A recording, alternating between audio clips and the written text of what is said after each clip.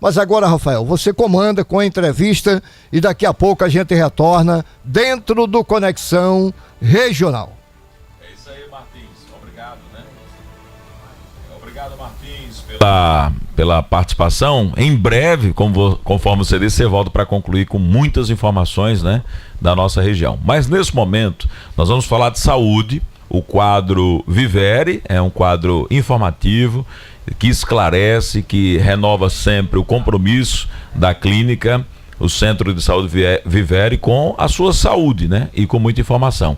E para nossa alegria, está de volta o doutor Luiz Sérgio, que é nefrologista, é o homem, Martins, dos rins, porque é um assunto muito delicado. E a volta dele se dá por quê?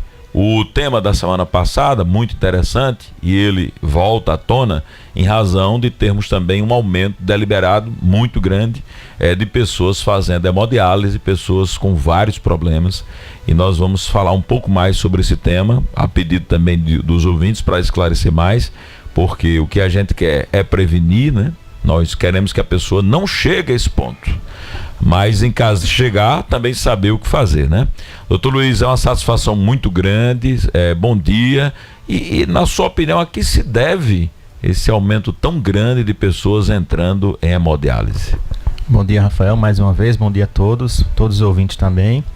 E realmente, né, eu falei contigo para a gente trazer esse tema desse número crescente, né, de pacientes vindo fazer hemodiálise, mas a gente precisa entender que o paciente vai para a hemodiálise por diversos motivos. Então, quando a gente fala em hemodiálise, a gente tem que lembrar da doença renal crônica, né, que a doença renal crônica, ela é definida como uma alteração nos exames de sangue que duram mais de 3 meses. Que exame é esse? Que alteração é essa? Essa alteração, a gente fala continuamente da creatinina no sangue. Então, é um exame simples de ser feito, mas que nas suas alterações já nos fala a favor da doença renal crônica, caso essa alteração persista por mais do que 3 meses.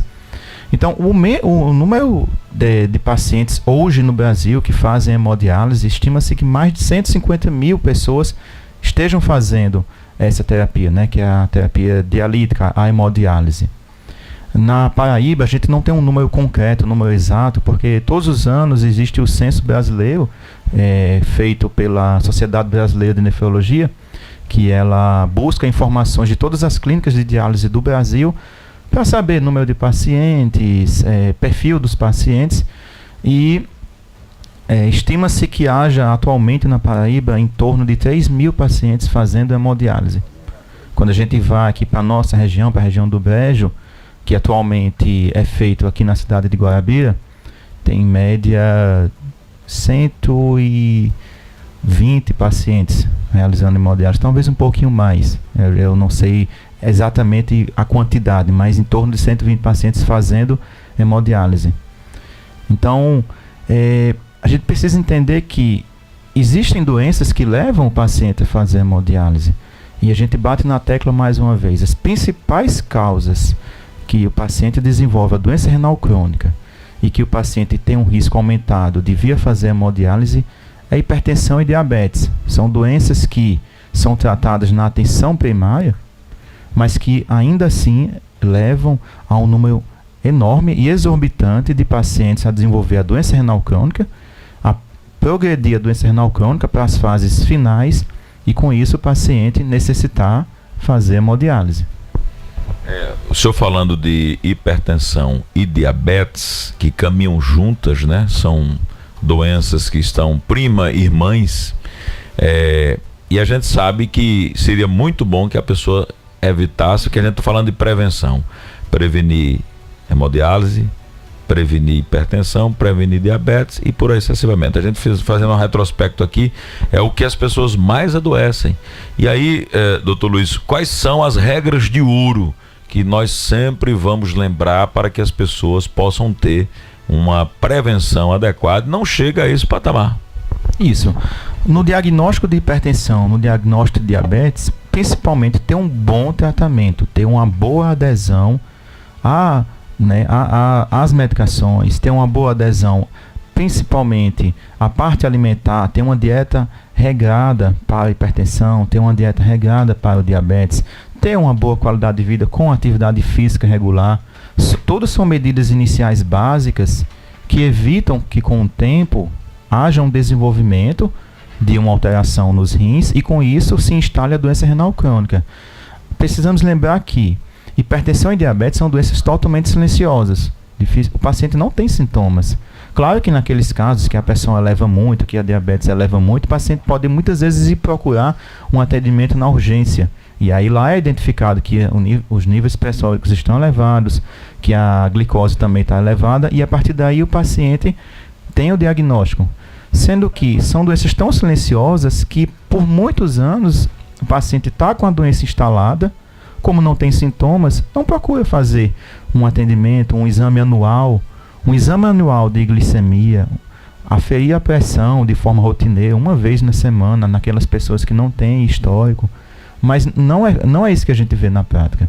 O que a gente vê muitas vezes na prática são pacientes que já têm um diagnóstico de hipertensão e diabetes e muitas vezes já vêm com alterações nos olhos, alterações nos rins. Isso é que muitas vezes para nós, nefrologistas, é um pouco difícil de você lidar e começar a tratar a partir daí, quando a alteração já existe e muitas vezes ela já tem uma alteração mais pronunciada. Então, por tabela, tem muita gente que diz assim: eu não vou comer isso porque ofende os rins. E aí eu gostaria que o senhor pudesse, em linhas gerais, já que a gente está falando aqui para um público bastante diverso, o que é que a gente ingere, o que é que a gente consome que deveria evitar e que prejudica diretamente os rins? Muito boa. Bom, os alimentos processados, né, os embutidos, os enlatados, a grande maioria dos alimentos industrializados tem um alto teor de sódio. Então o sódio em si ele vai causar um descontrole na pressão e consequentemente vai causar um dano, um prejuízo aos rins. No paciente diabético que come diversas comidas com teor alto de açúcar também vai prejudicar, vai piorar o diabetes e vai piorar também a saúde dos rins. Nos pacientes que já têm uma doença renal crônica instalada nas fases mais avançadas, esse paciente precisa ter algumas regras para evitar a progressão da doença, como por exemplo, diminuir os alimentos com alto teor de proteína na dieta. Porque quanto mais proteína ele comer, quanto mais alimentos com proteína, carnes vermelhas, maior vai ser a chance dessa doença progredir. Então, são medidas que muitas vezes a gente fala, mas não são tão fáceis do paciente aderir. Mas, em linhas gerais, os alimentos processados, ultraprocessados, industrializados, enlatados, embutidos, esses são os vilões para causar um dano maior e uma progressão da doença renal que já esteja instalada. Assim como comidas com alto teor de açúcar também. Muito interessante. Via de regra, a gente poderia até ser mais específico quando as pessoas, elas também criam situações de muito sal. Tem gente que gosta de comida muito salgada, né? A carne, o feijão, tudo é muito sal. E aí eu gostaria que o senhor falasse diretamente para essas pessoas, porque muita gente tem esse hábito, quando a gente toca na comida, a gente já vê, rapaz, essa comida está muito salgada. Aí o cara diz, eu passei a vida inteira comendo assim. Justamente, então, linhas gerais, na verdade, é toda recomendação. Hoje em dia a gente até recomenda que, mesmo você não tendo nenhum tipo de diagnóstico, hipertensão, diabetes, nossa alimentação deve ter um menor teor de sal, um menor teor de sódio, sim, deve ter, porque isso diminui a chance de haver um desenvolvimento das doenças, de hipertensão, diabetes. Então, assim, não é porque eu não tenha o diagnóstico hoje que eu não preciso me cuidar a partir de já. Mesmo eu não tendo o diagnóstico, eu posso desenvolver.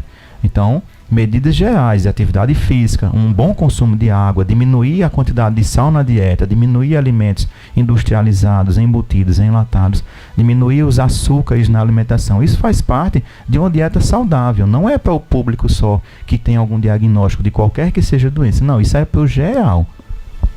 Falando de sódio, doutor Luiz, muita gente também defende, por conta do iodo, da tireoide, né? que nós devemos ter uma quantidade diária mínima, né, ali do uso do sal, porque também tem benefícios. Há uma forma de dosar isso, porque muita gente defende, alguns especialistas, que não se tire 100%. Não, né? Realmente não é para tirar 100%, tanto porque o próprio sal em si ele já é iodado de 2 a 4 gramas por dia, sendo que o que se vê na literatura e nos estudos é que o brasileiro em média consome mais de 10 gramas dia. Então é um consumo muito, muito alto, né? Isso no geral. Precisaria ali de 2 a 4 gramas dia no máximo. Ele come 10 para lá. No geral. No geral, a média geral, né? A média geral são a mais de 10 gramas dia. Muito sério. Vamos falar de água, de hidratação, algo muito importante, tão simples, mas tão negligenciado. Como é que eu sei, doutor Luiz, que eu estou desidratado e o corpo, meus rins estão dando sinais? O negócio está faltando aí, o combustível bom está faltando. É interessante. Há uma diferença no paciente jovem do paciente idoso. O paciente idoso, ele geralmente não tem sede, ele não pede água, ele não vai atrás de água, porque fisiologicamente o fato dele que ingerir água é diminuído, né? O estímulo para ele ir lá e tomar água é diminuído. Mas assim, no paciente jovem, você vai encontrar um sinal de desidratação, não por uma diminuição de ingesta de água naquele dia, porque ele vai lá e toma água, mas em casos de vômitos persistentes, em caso de doenças intestinais que causam diarreias persistentes.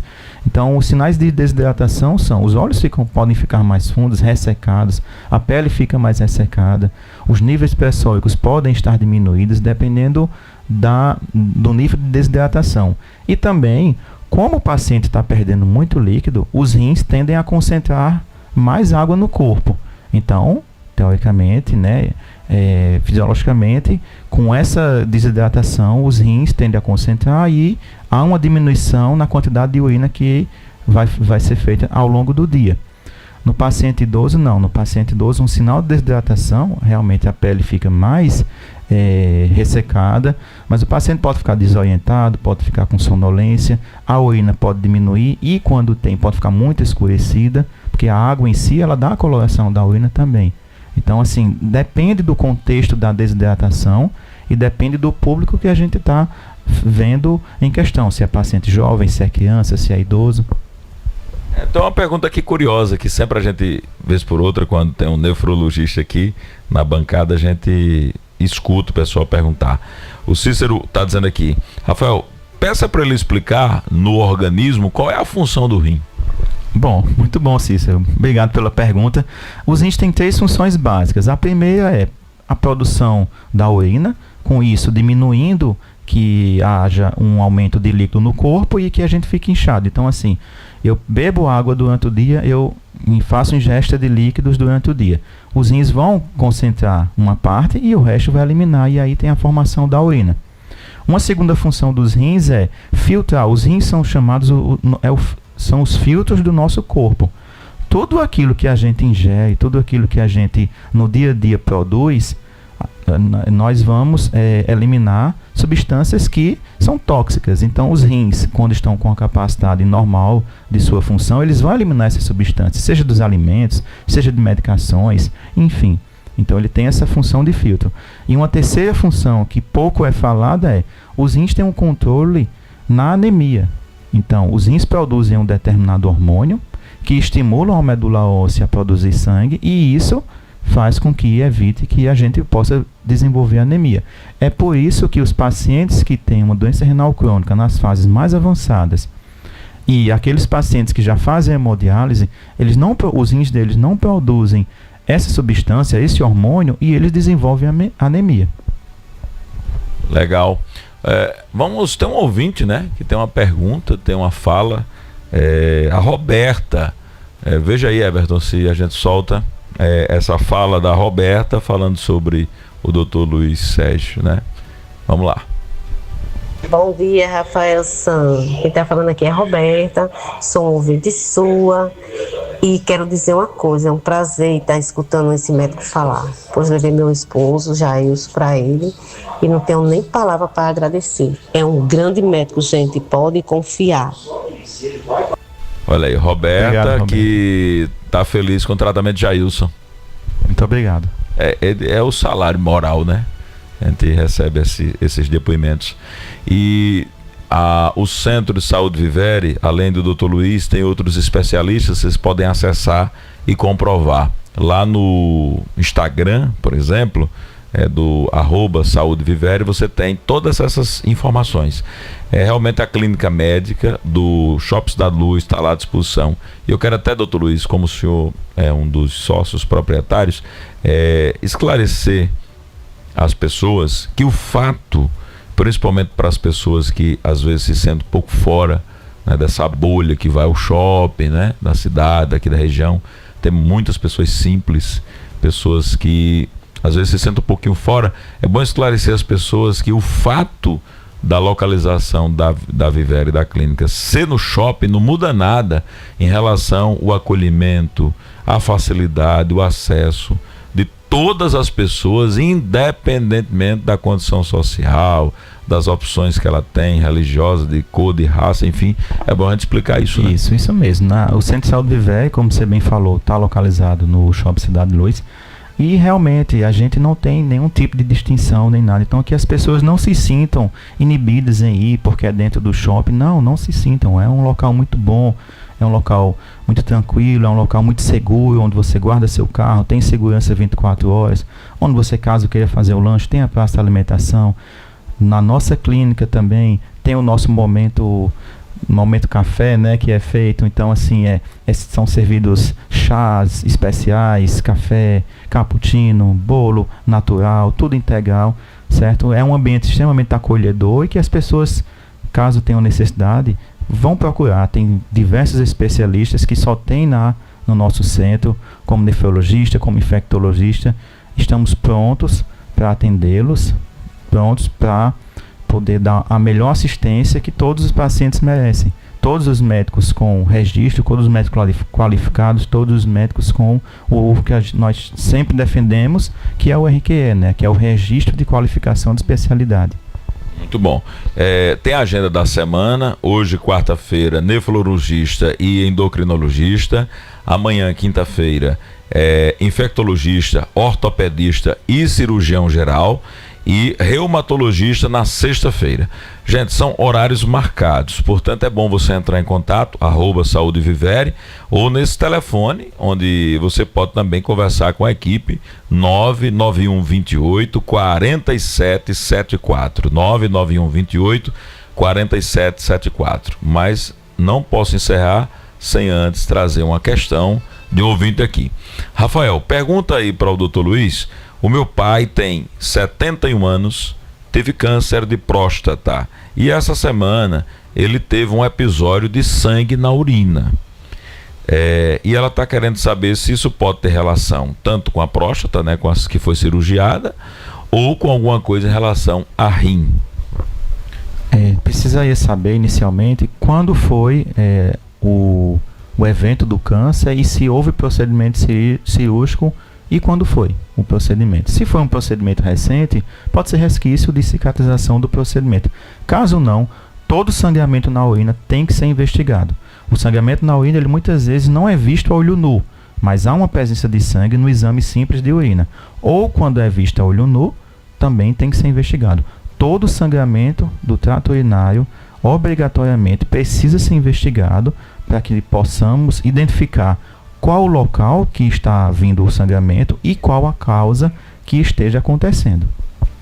Minha amiga, é isso aí. Agora, claro, nós estamos aqui numa entrevista, numa emissora de rádio, falando também imagens para a internet, mas sempre bom e nada substitui, né, doutor Luiz, a consulta, né? Ali é na consulta, no consultório, há uma possibilidade grande de um diálogo muito mais assertivo, muito melhor, né, com uma anamnese boa, com o toque, enfim, o trabalho que os médicos fazem no consultório. Fica a dica, minha amiga, para você procurar, né? É um chamamento, né? Sempre bom cuidar da saúde. E você que está em casa ou passando agora no carro, na nossa faixa, ou passou agora no YouTube, nas redes sociais e nos assistiu e ficou tocado por isso, vá ao Centro de Saúde Vivere, busque tratamento, porque, como disse o doutor Luiz, é preocupante o número de pessoas com hemodiálise já entrando, novos pacientes chegando, um número crescente. Isso demonstra que as pessoas estão precisando prevenir. Nós não queremos que você chegue a determinadas situações, mas que você viva melhor, viva tranquilo. Então, quanto antes, se cuide, porque é muito bom para a sua saúde. Dr. Luiz Sérgio, muito obrigado, nefrologista que nos acompanha aqui no quadro Saúde Vivere já há um bom tempo, e vamos voltar com certeza trazendo este e outros assuntos para a nossa comunidade. Eu que agradeço mais uma vez, Rafael.